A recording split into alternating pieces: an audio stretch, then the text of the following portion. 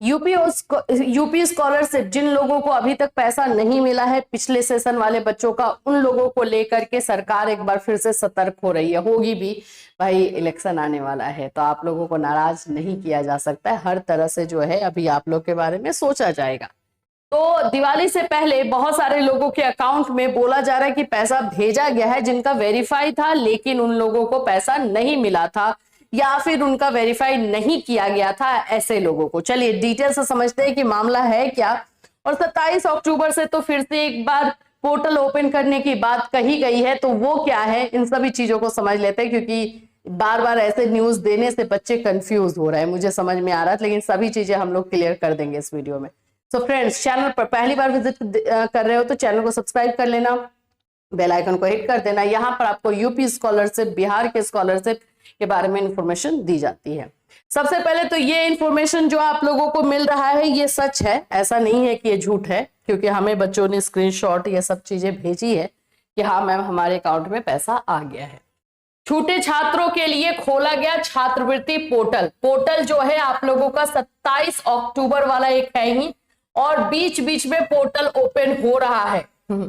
ये बोलोगे कि ऐसा कैसे? हाँ हो रहा है। अभी कुछ दिन पहले जो है एक स्टूडेंट थे, उन्होंने कॉल किया था कि मैम ये 27 अक्टूबर को जो है फॉर्म पोर्टल ओपन होने की बात है, हमने तो फॉर्म भर दिया, कॉलेज वालों ने फिर से फॉर्म मांगा था, हमने ले जाके दे दिया है और हमारा वेरीफाई हो गया, तो हमें कोई प्रॉब्लम होगी? उस समय हमें भी लगा कि ये क्या बोल रहे हैं ये, और सही में ऐसा हुआ है। कॉलेजेस को इंस्ट्रक्शन दे दिया गया है कि जिन भी बच्चों का पैसा नहीं आया है या आपके कॉलेज में जो बच्चे बच गए हैं, उन लोगों का फॉर्म मंगवा करके आप अपने लेवल से उसको वेरीफाई कर दीजिए, और करके जो है डिस्ट्रिक्ट कमेटी जो है वहां पर आप भेजिए, ताकि वहां से बच्चों को पैसा दिया जा सके। तो कॉलेज लेवल पर भी ये काम हो रहा है। अब जिनका फॉर्म ही नहीं भरा गया था उनका एक अलग बात है, जिनका रिजल्ट नहीं आया था, जिन लोगों का जो है कॉलेज से फॉरवर्ड नहीं हुआ था, ऐसे जो भी रीजन थे, उन लोगों का कॉलेज लेवल से काम हो रहा है और पैसा भेजा जा रहा है। यही चीज इसमें भी दिया गया है। आप लोगों के लिए 27 अक्टूबर को पोर्टल ओपन होगा। अगर आपने, देखो सिंपल इस बात को समझना, सबसे पहले तो मैं बोलूंगी ना कि इन सभी चीजों के लिए आप एक बार कॉलेज में कांटेक्ट कर लो, क्योंकि पैसा आना है या जाना है और वेरीफाई ये सब तो कॉलेज में आपको कांटेक्ट करने से होगा ही। ऐसा नहीं है कि नहीं कॉलेज में कांटेक्ट करोगे तो भी हो जाएगा, ऐसा बिल्कुल नहीं है, क्योंकि आपको सारा डॉक्यूमेंट निकाल करके भी कॉलेज में जमा करना है। तो एक बार कॉलेज में आप जरूर बात कर ले कि आपको फॉर्म भरने की जरूरत है या नहीं, आपका फॉर्म का स्टेटस एग्जैक्टली अभी क्या है, क्या आपको फिर से फॉर्म भरना पड़ेगा जो 27 अक्टूबर से ओपन हो रहा है। 27 अक्टूबर से 31 अक्टूबर तक यही डेट दिया गया है, इसमें जो है पोर्टल ओपन होगा। तो क्या हमें इसमें फॉर्म भरना पड़ेगा? क्योंकि मोस्ट ऑफ बच्चों को फॉर्म नहीं भरना हो रहा है, कॉलेज लेवल से उसको आगे बढ़ाया जा रहा है, तो इस बात का आपको ध्यान रखना है, ठीक है।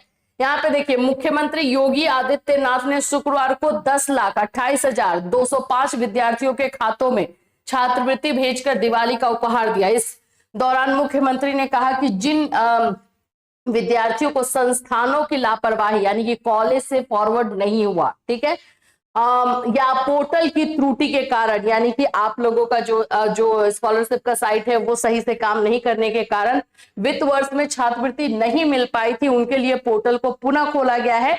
इस अवसर पर अनुसूचित जाति और जनजाति वर्ग के 3,56,000 से अधिक विद्यार्थियों को 114 करोड़ 92 लाख रुपए, सामान्य वर्ग के 97,000 से अधिक छात्रों को, ये सारा डेटा इन्होंने बताया, कितना सच होगा इसमें कुछ भी नहीं बोल सकते, तो डीबीटी के माध्यम से भेजा गया। तो यस, दिवाली के पहले बहुत सारे बच्चों के खाते में पैसा आया है। अब देखो, जो हमसे कांटेक्ट जिन बच्चों ने किया उनके बारे में हम बात कर लेते हैं। ऐसे बच्चे थे जिन लोगों का फंड नॉट अवेलेबल दिखाया था, ठीक है, जिन बच्चों का फंड नॉट अवेलेबल था उन लोगों का पैसा भेजा गया है। इसमें एक ये आया है कैटेगरी जो हमसे कांटेक्ट उन्होंने किया है। दूसरी जो कैटेगरी के बच्चे थे जिन लोगों का कॉलेज लेवल से फॉरवर्ड नहीं हुआ था, नॉट फॉरवर्डेड बाय इंस्टीट्यूशन ऐसा लिखा हुआ रहता है, उन लोगों का आया है। तो अभी हमें जितना समझ में आ रहा है वो यही है कि आपको भाई सबसे पहले अपने कॉलेज से कांटेक्ट करना है, कि कॉलेज बता देगा कि आपका स्टेटस क्या है, आपको फिर से फॉर्म भरना पड़ेगा तो आप भर लोगे, और नहीं भरना है तो कॉलेज लेवल से होगा तो कॉलेज फिर से आपका सर्टिफिकेट और ये सारी चीजें मांगेगा, आप ले जाके वो दे दोगे, ठीक है। तो कॉलेज से कांटेक्ट करना अभी के टाइम में, और ये पिछले साल का जो है स्कॉलरशिप की बात हो रही है, तो उसके लिए जो है बहुत नेसेसरी है।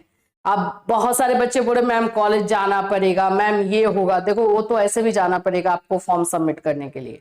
तो ये नहीं आने वाला जो पैसा है, अगर ये दिया जा रहा है तो थोड़ा एफर्ट तो आपको लगाना ही पड़ेगा, तभी मिलेगा। तो अभी ये सारी चीजें जो है इसमें आ रही है। लास्ट ईयर का है, यानी पिछले सेशन वाला है। जिन बच्चों को पैसा नहीं मिला था, SC ST का बहुत सारे बच्चों का पैसा रोक दिया गया था। सेकेंड जो राउंड का उन लोग का जो पैसा आता है वो तो लगभग नहीं आया था, तो वो सब अभी रिलीज किया जा रहा है, भेजा जा रहा है। ठीक है, तो ये सारी चीजें हैं। और नए वाले जो बच्चे हैं, जो न्यू सेशन वाले हैं, वो अपना फॉर्म भरते रहिए। और आप लोगों का 20 दिसंबर तक डेट है, 20 दिसंबर तक फर्स्ट फेज का है, फिर उसके बाद से जनवरी में भी डेट रहता है, 10 जनवरी तक का भी है।